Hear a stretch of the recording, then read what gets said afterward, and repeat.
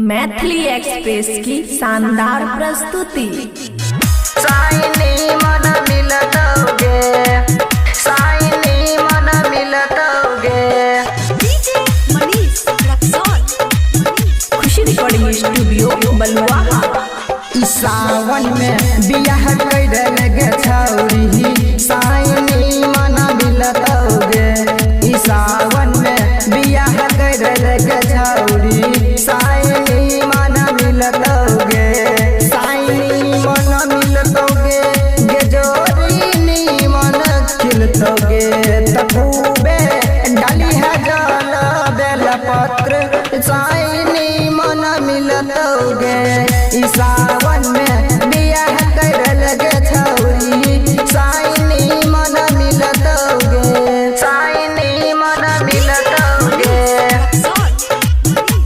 सावन में बियाह कर लगे छौरी।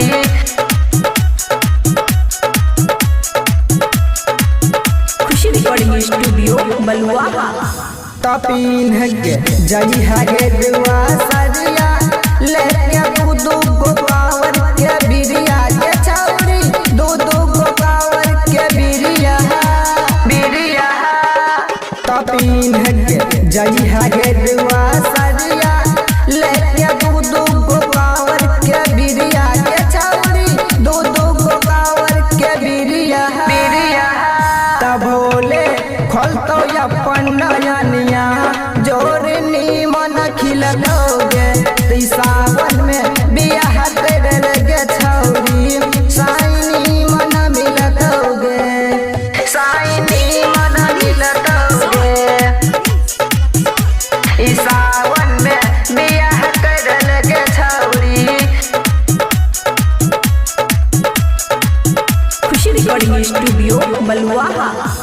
तराइटर कुंदन दे सरिया, मन खुश मरसल लगे तो घर जरिया के। मन खुश मरसल लगे तो घर जरिया, घर जरिया। तराइटर कुंदन दे सरिया, मन खुश मरसल लगे तो घर जरिया के। मन खुश मरसल लगे तो घर जरिया, घर जरिया।